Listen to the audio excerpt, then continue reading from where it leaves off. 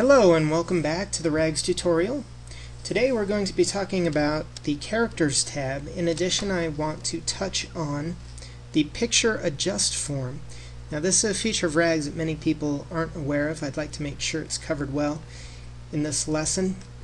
So let's jump into it. We're going to continue on with the game we've been developing here.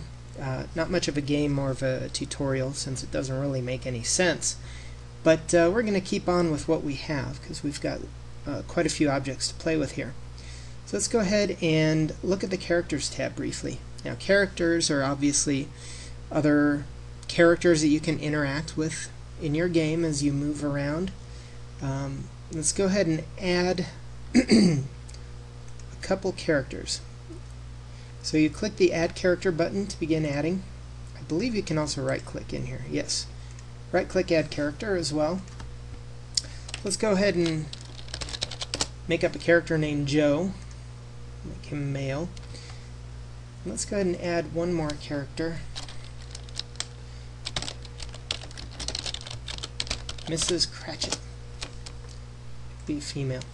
Now, let's go back to Joe here. I have some pictures that I found in mind here. So let's go ahead and add those in here. Got a cartoon mascot here, that'll be Joe. I believe there's a teacher. Let's see. There it is.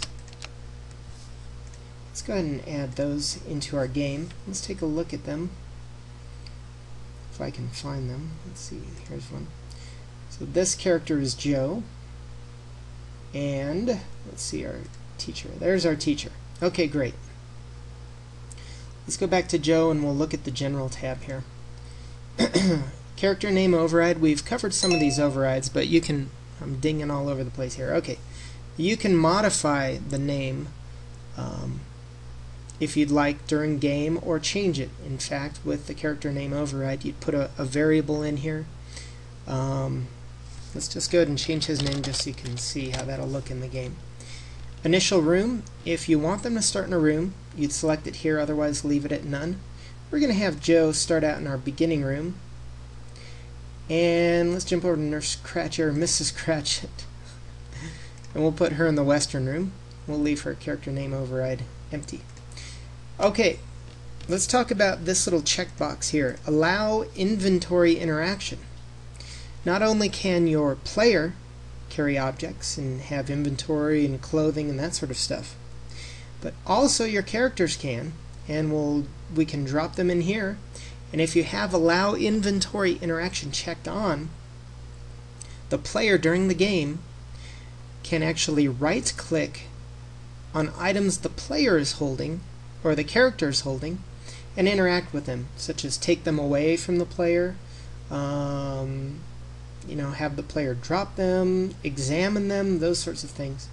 So let's go ahead and what should we give? Let's go ahead and give him the basketball. So we'll drag the basketball over to Joey, or Joe, and with allow inventory interaction turned on, you'll see that you can actually see the basketball in this character's inventory and issue commands on that basketball. So let's go ahead and look at the basketball object briefly. I'm just going to jump over here real quick, and let's go ahead and change the property here. Action, I'm sorry. So let's do the take command here. What we're going to do is set up a condition to see if Joe is holding the basketball, or if anyone is. Let's see how we can do that.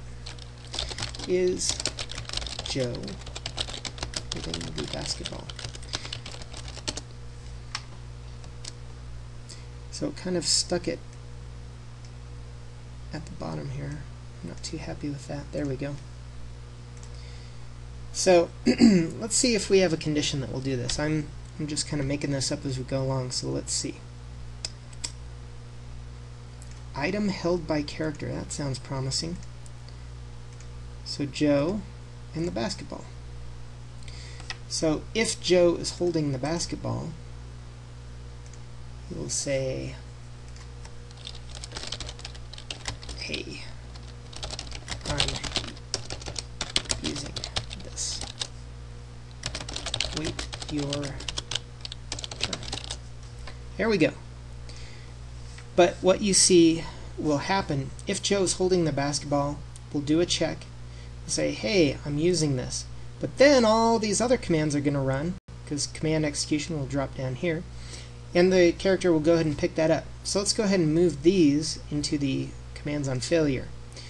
So that will mean if Joe is not holding the basketball, we'll be able to pick it up. So there we go. So we'll go ahead and run that game after I fill in a brief description here. This is Joe. He likes to play games. There we go. Mrs. Cratchit is a very strict teacher. There we go. Okay. So before I run the game, actually, let's go ahead and look at these other tabs. Custom properties, this shouldn't be anything new to you. If we want to have properties set on all of these, let's say, I don't know, examined once. We'll set it to false. Go ahead and add that. So we keep track of how many times the player has examined the character in case you want to do something special on subsequent exams of the character. Like the first time you could say one message, additional follow-ups, you'd just change that to true and set other properties. You can do all of that. Let's go ahead and look at the built-in properties. We only have actions. We have one default action for a character. It's called examine. And it will say character display description Joe. But we want to also display a picture of the character. So let's go ahead and, there we go. Add a command to display the multimedia. And Joe's picture is, where's that guy? There he is. Okay. So I'm going to go ahead and copy this command just to speed things up with Mrs. Cratchit. So we'll add our examine. I'll just paste that command in there. Uh-oh. I did it wrong. Let's go over here. Let's try that again. Control C. Okay. Control C, Control V. That should do it. There we go. So let's change this picture to the female teacher. So there we go. Okay, let's go ahead and run the game real quick.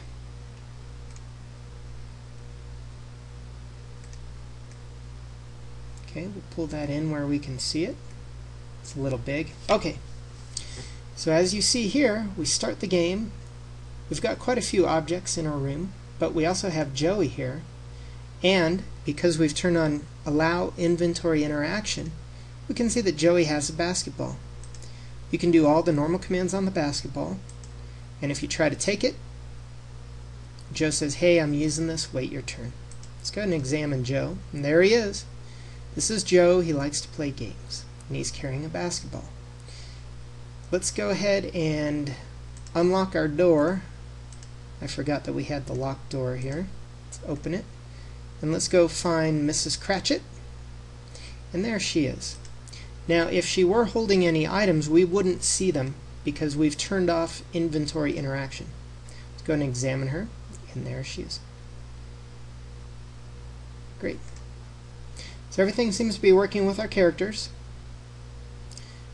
Now, what I'd like to do is point out I've added quite a few pictures and some sound effects. If we were to go ahead and examine our game, let's see, where's our game? Here it is. Now if you look, our game file size is already 2 megs. It's fairly large, and we haven't really added a whole lot. A way in RAGS that you can get your file size down without losing very much quality is to right-click on your multimedia library and go to the Adjust Quality. Okay, sorry. Okay, so let's go back here. So what the Adjust Quality tab does for us is it lets us view our pictures, and it will show us information like the current or original size, and if we add our modifications, what the new size in kilobytes will be of our certain pictures. So if we look right now at our green sea turtle, if we were to apply the RAGS quality setting of 80%, leaving the size untouched, it will take our 369 kilobyte picture file and reduce it down to 87 kilobytes. Now the picture view mode, right now it's in zoom mode, which is what the RAGS player will show, and it changes based on how wide or how big our picture box is. You can also, in this screen, set it to actual size so that you can look up really close and see what sort of quality difference you'll be getting in your picture. So if you were able to see this, it's very slight quality difference at 80%. I really don't see much of a difference. If we wanted to reduce the size, we'd get a very small file size, but it might be too small. Let's go ahead and take a look at that. So there you go. So you could also shrink it down, and you notice our new kilobyte size went all the way down to 8. We don't really need it to be that small. We can leave it at 100 because 87 kilobytes is still decent. So let me actually leave it zoomed in here. I'm going to reduce the quality significantly, and you should be able to see a noticeable difference. Let's drop down to 30 and see what that does for us. A little bit more artifacting going on here.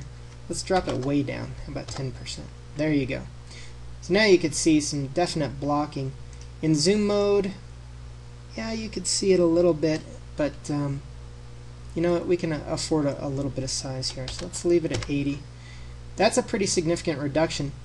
You can either select a large group of pictures and apply it to all that you have selected. I don't really like doing that.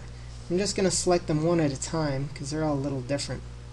So I'm just going to leave one selected. Don't hit apply to all. That'll do everything. We'll just hit apply to our current selected because we only have one. Now as soon as I did that, you'll notice the original kilobyte size is now at 87. It was 369, so that means we've successfully updated that picture. So let's go ahead and look at this guy. So this is another significant reduction. Let's shrink him down. The waterfall, we're not getting a lot of reduction here. Let's see, it gives you your dimensions here. We probably don't need a file 1024 by 768. Let's go ahead and shrink that down in half. Look at it in zoom mode. So that was a decent reduction. Let's go ahead and apply to selected. There we go. And as soon as I apply it to selected, RAGS sets these percentages of size and quality back to its default setting of 80 and 100. So here's our toucan. We can get a little bit of shrinkage there. He's not too big, at least. Let's look at the hat. The hat I'm not going to worry about. It's only 10 kilobytes. The wrench hat's pretty small. The vest, we could shrink him down. Let's go ahead and do that. The t-shirt, a little bit, so we'll save a little bit of bytes there. Okay, solid pine door, yeah, who cares. Foot locker, ooh, yeah, so that's really big. Let's go ahead and shrink him down. We saved quite a bit of space there. Let's look at our basketball. Not a big deal, I'll go ahead and do it. Now, when you select these wave files, balloon pop, comical descent, nothing's going to change here because RAGS can't do anything with that. This is only for pictures, JPEGs, and GIFs. If you modify an animated GIF with this, it might turn it into a non-animated GIF. So I don't recommend using this particular tool for your animated GIFs, but it will work for probably 90% of your picture files. Let's look at our cartoon mascot. It could be shrunk down a little bit, so can she without much loss. Okay, so I went through all my pictures. Let's go ahead and click Done. There we go. Let's go ahead and save our game file. And now let's take a look and see if we were successful in minimizing our file size without losing quality significantly. So there we go. Here's tutorial 1. It is now 1 meg. So we've probably cut it in about half our file size, and we didn't really lose any significant quality, anything we'd necessarily notice. Let's go ahead and run it and just verify that. Let's go ahead and use, oops, that was my game checker. And there we go. Okay, so we're running our game. Let's pull him into our field of view here. So let's go ahead and examine Joey. There he is. Let's examine ourselves. Let's examine our room. So the picture looks pretty good still. Let's unlock our door and open it. Head north. That picture also looks good. Picture still looks good. Let's look at Miss Cratchit. So there we go. So it's the same game. We just saved a lot of bytes that were being thrown around, not necessarily. So we did save some space, about half. So anyway, I'd like you all to take a look at that when you have a chance. Make sure that's something useful to you. It does help quite a bit to get your game file sizes down.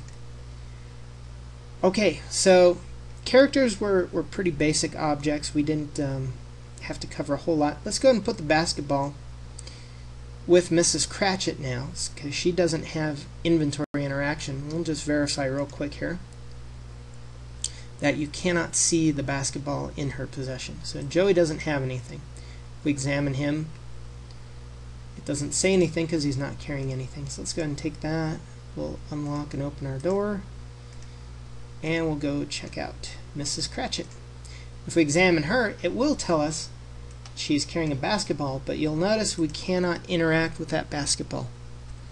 So there you go, everything's working. Let's close that.